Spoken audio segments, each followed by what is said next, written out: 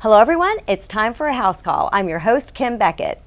I have recently started a new workout regimen that includes lifting weights. Yes. My primary care doctor told me I needed to for my bone health. Well, what about my eye health? Will any of my newfound healthiness affect my eyes? To explain diet, exercise, and your eyes is Dr. Edward Branigan. Dr. Branigan is a board-certified ophthalmologist with the Center for Advanced Eye Care right here in Vero Beach. Hi, Dr. Branigan. How are you doing? Hi, Kim. Good. Well, good to be here. You heard on my intro that I have recently been lifting weights, and I have to honestly tell you that I'm not thoroughly enjoying it, but I am doing it. So is this going to help me? So kind of tell us about you and your background, and then you can answer my question. Well, basically, exercise helps everything. Okay. It's probably smoking and exercise, not smoking and exercising are probably the best things you can do for your health. That is so funny that you should say that, because I can honestly tell you every physician, I feel like no matter what topic we're talking about, they all say don't smoke. Absolutely. I mean, smoking is probably the worst single thing you can do. You're probably for better anything. off never seeing a doctor your entire life and not smoking than smoking and seeing a doctor every day. Yeah, I mean, that's so sad, but I mean, I just think that that's great for everybody to hear, you know, you say. And then, okay, so on the flip side. But a close second is exercise. Yeah. And exercising is awesome. Exercise builds muscle mass, which helps to burn calories. It makes people feel good. It's good for your psyche. It's good for relaxation. It's great for your skin, for your bones. It's great for your muscles, your vessels. Right. Well, that's why I all of a sudden, you know, as I said in the beginning, my primary care doctor told me that for my bone health, that, you know, to make sure that I'm not osteopenic, that I go ahead and do some, like you say, some weight-bearing type exercises. Absolutely. That'll build bone mass. Weight-bearing exercise is the key. You need calcium, you need other things too, but that's the key.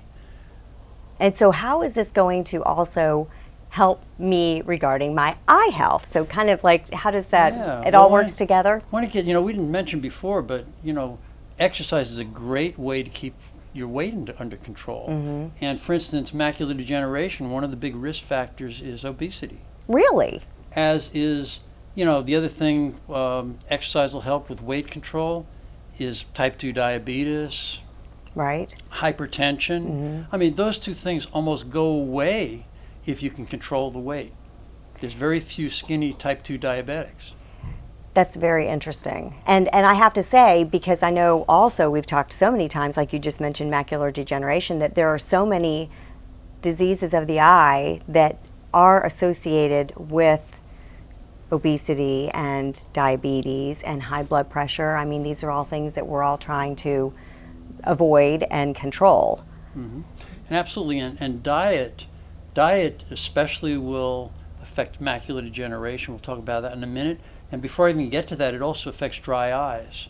So we know that eating a diet that's rich in the omega-3s is very good for skin structures, very good for the oil glands around the eye, and it really helps dry eyes. So a diet that's rich in the oily fish like mackerel, salmon, tuna, flaxseed, almonds, walnuts, that kind of diet is very helpful to dry eyes, and a very high percentage of postmenopausal women have dry eyes, probably about 50%.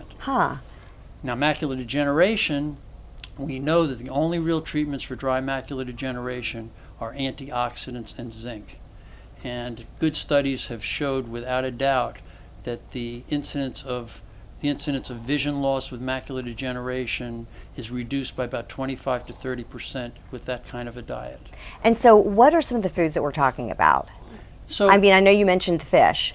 Zinc, for instance, zinc is probably the most important, and second to that are antioxidants like lutein and zeaxanthin. Okay, and these are those supplements that we would want to take? Well, you know, you got to be careful. The human body is so complex that you can't just look and say, like, I'm going to take, you know, 30 milligrams of zinc here or there, because, for instance, zinc from animal sources is much better absorbed in the body than zinc from plant sources, because plants have substances in them that inhibit zinc absorption a little bit, so it's not so simple.